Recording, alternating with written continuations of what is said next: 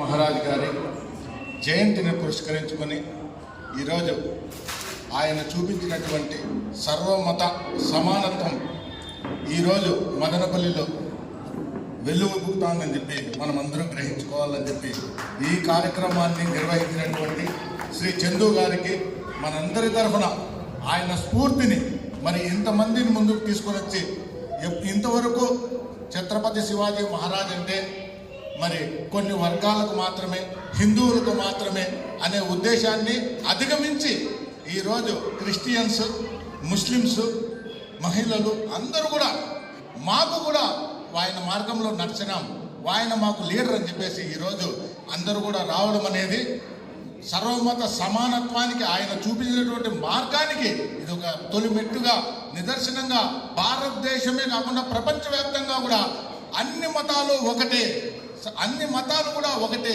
అన్ని గ్రంథాలు కూడా ఒకటే అనే విషయాన్ని ప్రతి ఒక్కరూ తెలుసుకోవాలా. హిందూ మతం ఎప్పుడు కూడా సర్వే జనా సుఖినో భవంతు అని చెప్పినారు. మరి క్రిస్టియన్లు నిన్ను నువ్వు ఏ విధంగా ప్రేమించుకుంటావో అదే విధంగానే తోటి వ్యక్తుల్ని కూడా ప్రేమించమని చెప్పింది. మరి ముస్లిమ్సే మరి ఖురాన్ అయితే నువ్వు తిని సుఖంగా ఉండేది కాదు, పక్కన వ్యక్తికి కూడా ఆ రోటీని నువ్వు పంచు అని చెప్పినటువంటి ఖురాన్. మరి ఈ విధంగా ఏ మతమైనా ఏ గ్రంథమైనా కూడా చెప్పింది ఒకటే, సమానత్వం, సమానత్వం, సౌభాతృత్వం. మరి ఈ విధంగా ధోరణితో వచ్చినటువంటి ఛత్రపతి మహారాజ్ గారు అదే తోవలోనే ముందుకు తీసుకొని పోతూ కాశ్మీర్ నుంచి కన్యాకుమారి వరకు కాషాయం జెండా ఎగురవేయాలనే లక్ష్యంతో సర్వమతాలు కూడా సౌభ్రాతృత్వంతో సమానత్వంతో ఉండాలనే ఏకైక లక్ష్యంతో తన జీవితం అంతా కూడా 50 ఏళ్ళు కూడా మరి అనేక పోరాటాలు, ఉద్యమాలు చేస్తూ మన జాతికి అందరికి కూడా మార్గదర్శకులుగా నిలవడం జరిగింది. ఈరోజు ఛత్రపతి శివాజీ మహారాజ్ ఒక మరాఠాలకే కాదు, ప్రతి ఒక్కరికి కూడా ఆయన దేవునితో సమానం. ఆయన చూపించినటువంటి మార్గంలో నడచల్లా.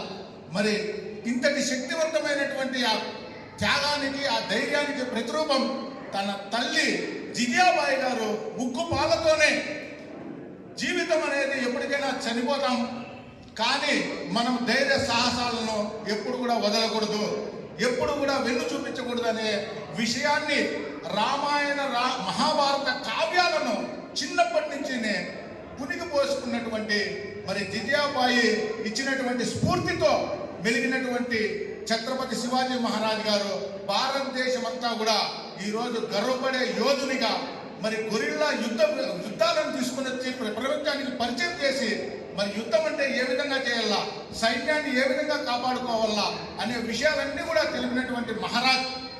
ఆయన 2000 సైన్యం ఉన్నటువంటి వాళ్ళ తండ్రి గారు ఉన్నటువంటి 2000 సైన్యాన్ని 1,00,000 సైన్యాలుగా డెవలప్ చేశారంటే ఆయన ఎంత పెద్ద మహారాజా, ఎంత పెద్ద యుద్ధ వీరుడో మనం అందరూ కూడా తెలుసుకోవచ్చు.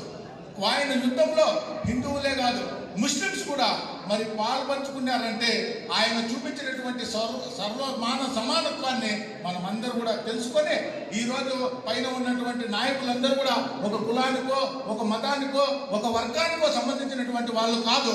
వాళ్ళు వాళ్ళ జాతి నుంచి, వాళ్ళ ప్రాంతం నుంచి వాళ్ళు ఎంతో ముందుకు వచ్చి ఈరోజు విశ్వవిఖ్యాతులుగా మరి ముందుకు రావడం జరిగింది. కాబట్టి మనం కూడా మన జాతినే కాదు ప్రపంచంలో ఉన్నటువంటి వాళ్ళందరినీ కూడా సమానంగా చూసుకోవాలని చెప్పి ఆ ఛత్రపతి మహారాజ్ గారు ఇచ్చినటువంటి మార్గంలో మనం అందరూ కూడా నడిచి ఈరోజు మదనపల్లిలో, అన్నమయ్య జిల్లా మదనపల్లిలో ఏ విధంగా అయితే కన్నా హిందూ, ముస్లిం, మరి క్రిస్టియన్స్ అందరూ కూడా ఏ విధంగా సౌభ్రాతృత్వంతో అన్నదమ్ముల్లాగా ఈ కార్యక్రమం చేస్తున్నామో ఇది మన భారతదేశ వ్యాప్తంగా ప్రతి ఒక్కరు కూడా తెలుసుకొని అన్నదమ్ములందరూ కూడా కలిసిమెలిసి ఉండాలంటే ఏ విధంగా ఉండాలని చెప్పి మన మదనపల్లికి చూపించినటువంటి మన మదనపల్లి కుల సంఘ నాయకులకు, ప్రజా సంఘాలకు, మేధావులకు, పార్టీలందరికీ కూడా వాల్మీకి సంఘం ఆంధ్రప్రదేశ్ కుటుంబ సభ్యులందరి తరఫున హృదయపూర్వక ధన్యవాదాలు తెలియజేసుకుంటూ నాకు ఈ అవకాశం ఇచ్చినటువంటి శ్రీ చంద్ర గారికి, విచ్చేసినటువంటి పెద్దలందరికీ కూడా కృతజ్ఞతలు తెలియజేసుకుంటాను.